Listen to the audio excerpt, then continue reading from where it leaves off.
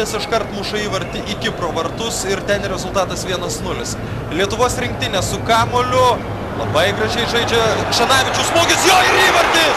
Įvartis!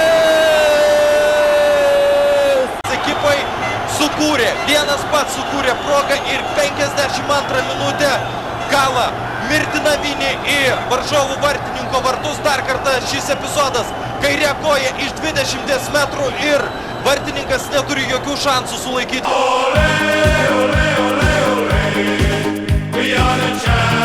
Turėtų padėdėjo vėltų gerą matysime Makedonijos futbolininkų bandymus galų gale palaužti mūsų futbolininkų gynybą. O dabar savo atakas kalbėjo Rimantas Žvingila.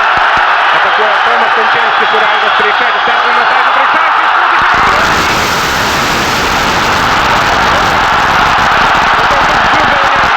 Benjaminas Žalgiauskas padarė teisingą sprendimą ir jo koziris Rimantas Žvingilas pateisino viltis.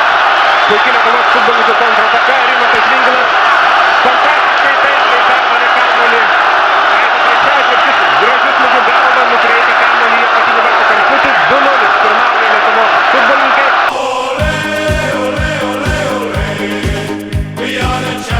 Tas epizodas, kai varžovas iš tikrųjų prasižengė, neskyrė 11 metrų baudinį mūsų komandos vartus ir dar viena mūsų komandos kontrataka, tiesa dalyvauja tai kas tik du futbolininkai. Valdas Ivanauskas su kamuoliu įeina į baudos aikštelę, suklaidina varžovą, smūgis į vartus.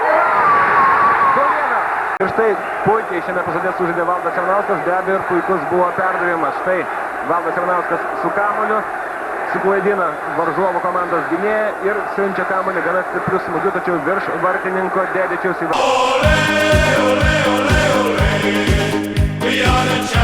Jos komandos ataka baigėsi tuo, jog teisėjas skiria 11 metrų baudinį.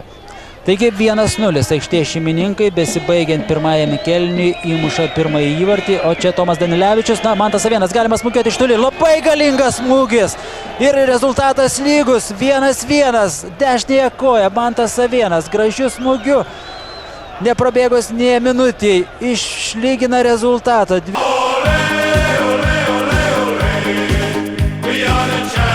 Nėra panašu, kad ukrainiečiai galėtų išlyginti rezultatą. Taip, jie gali surengti ataką, tačiau gali surengti ataką ir lietuviai. Tomas Danilevičius įvartis! Fantastika! Tomas Danilevičius 2-0. Vilki geltonus marškinėlius. Tomas Danilevičius pastebėjo, kaip iš vartų išbėgęs Andrėjus Petovas. Jis padarė tai, ko galbūt dabar jam nepavyktų padaryti kokius 5 kartus, tačiau svarbiausia, kad šiose rungtynėse jam Lietuvos rinktinės kapitonui varžovų vartininkas